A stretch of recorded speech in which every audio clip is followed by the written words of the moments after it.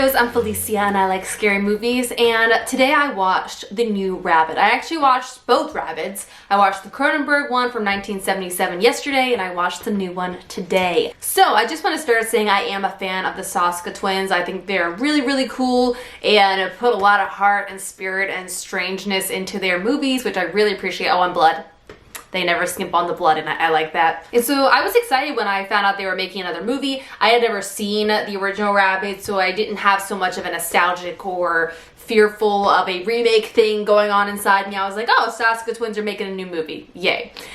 So I did watch the original Cronenberg, and I really liked it a lot. I actually was surprised at how much I liked it. So the original Rabid is basically a zombie movie. It is about a woman that, after an accident, gets some experimental plastic surgery that leads her to be craving some flesh and blood. And then her victims turn into bloodthirsty zombies. And it is exceptionally cool because the way that she attacks them is through a sort of bee stinger situation that comes out of her armpit to attack people, and it is weird and gross and awesome. So the Soska twins did put a twist on the plot. In this one we have the shy character of Rose, who works in the fashion industry. She really wants to be a designer, but everyone thinks she's too shy, she can't do anything, she's not assertive enough, whatever. She gets into this car accident and she gets mangled. Man, that's a good gore gross out moment for you. But she goes in to get this experimental stem cell treatment, and it leaves her even more beautiful and stronger than she's ever been,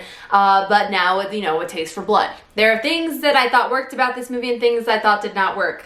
Let's start with what I liked. First, I love the dramatics that the Soska twins always bring to their movies. They are not afraid to go hardcore on the costumes and the lighting and make it really dramatic in the blood. They never skimp on the blood. Thank you for that. They're not afraid to get a little weird and, dare I say, a little silly. Particularly there's a moment where the surgeons are all wearing these red silk costumes in the surgery room, and I just love that. They look sort of like religious figures, but also sort of like sexy fashion icons, and it's very strange. But there are moments like that I'm like, yes, I love this. I also thought all the practical effects and gore stuff in this movie was really fun. I really thought the mangled face that I think you maybe see it in the trailer even, I'm not sure, looks really cool. There was a very strange creature during the ending sequence of the film that looks really cool.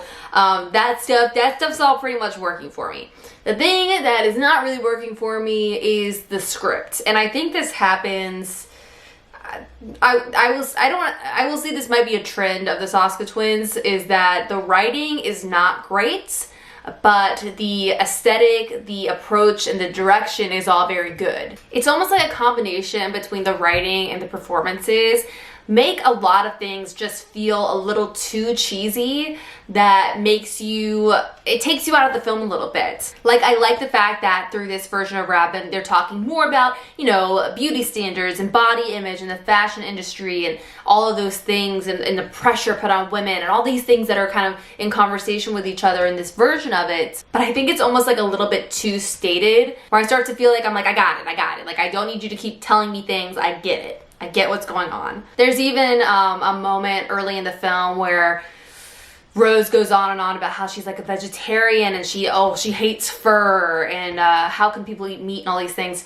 And it's like, I know she's saying that because she's eventually going to be craving human blood. But it feels like the lines are a little too on the nose or something, where I'm just like, I feel like I don't want to say talking down to me because that's not how I feel, but I feel like it's just a little too on the nose. And I guess the last thing that didn't really work for me is just the ending.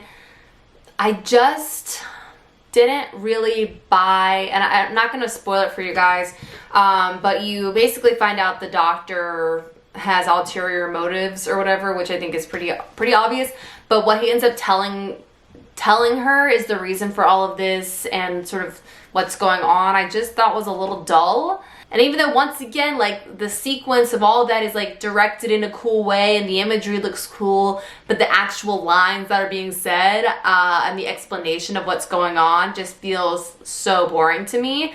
And I was like, come on. But I will say that it does bring the Soska energy of, like, it's a fun movie to watch. The gore is fun. There are some fun sequences. It's an enjoyable movie to watch.